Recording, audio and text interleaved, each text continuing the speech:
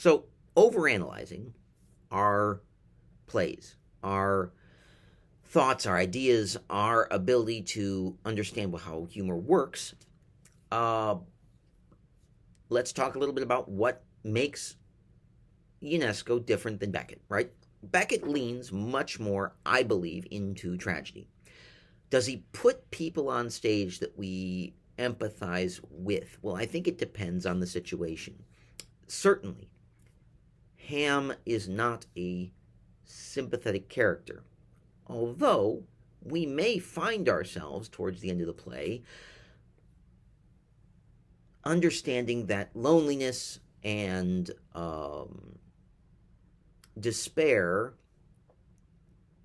may be the reasons that he is the way that he is now, right? He's been put before, his life. He no longer can actually look at it, right? He only has, right, what's in his head and what senses he's got left to process the world. And it does feel like he has pushed everybody away.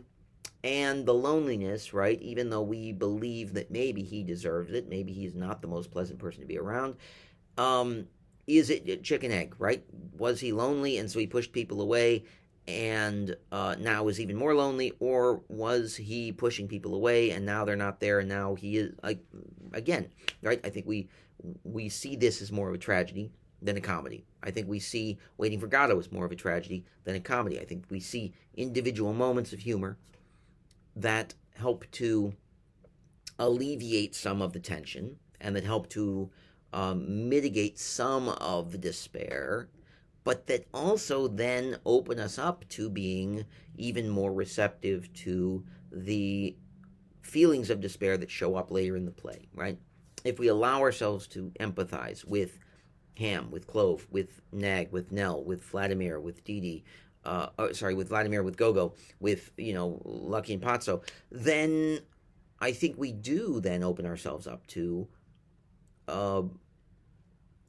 more despair, a little bit more disappointment for them, and certainly we feel the cyclical nature of the play more. In Ionesco, it feels less like there is a desire to correct, right? There's less of a desire to sort of push a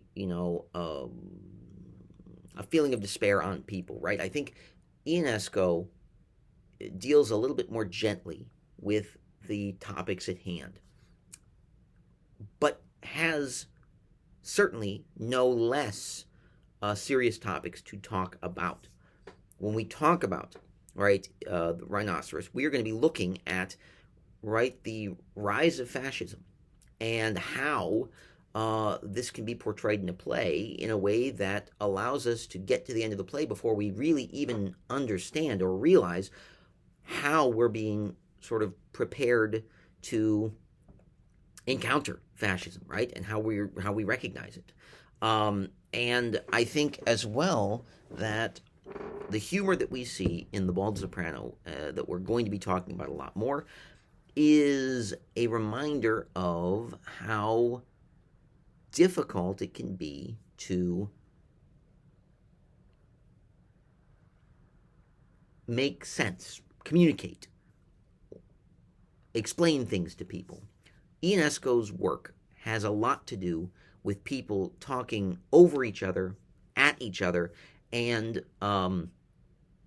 missing each other connections, right? They cannot communicate with each other well, or when they do, they misinterpret what is being said, right? And I think that there is, again, as we were talking about just a moment ago, a level of terror that comes along with that, right? A level of discomfort that comes along with that, our worlds could be changed very quickly if we are unable to communicate and talk with each other.